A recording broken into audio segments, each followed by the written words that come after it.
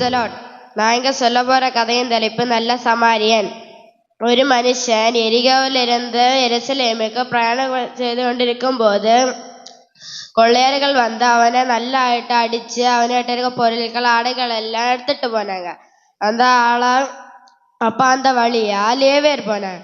லேவியர் அவரை பார்த்து என்ன நினைச்சாருன்னா, இவர் நண்பரும் இல்லை உறவினரும் இல்லை, பின்ன உதவி செய்யணும்னு சொல்லிட்டு அவரும் போனாரு. அடுத்து ஆசாரியா வந்தாரு. ஆசாரி அவரை நல்ல உத்து பார்த்தாரு. இவரை நண்பரா அப்படின்னு நினைச்சாரு. ஆனா அவன் நண்பரும் இல்லை உறவினரும் இல்லை. அதுவும் இல்லாம நான் வெள்ளை துணி இட்டிருக்கேன்னு சொல்லி அவருக்கு உதவி பண்ணா துணியெல்லாம் அறையாவன்னு சொல்லி உதவி பண்ணல. அடுத்து சமாரியா வந்தாரு.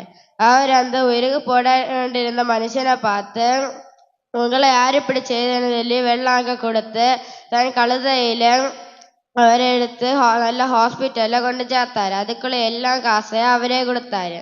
இதுல இந்த கதையில நம்ம என்ன புரிஞ்சு கொள்ளணுதுன்னா, இந்த லேவியர் ஆசாரியன மாதிரி இருக்காம நல்ல சமாரியன மாதிரி உதவி செய்யணும்.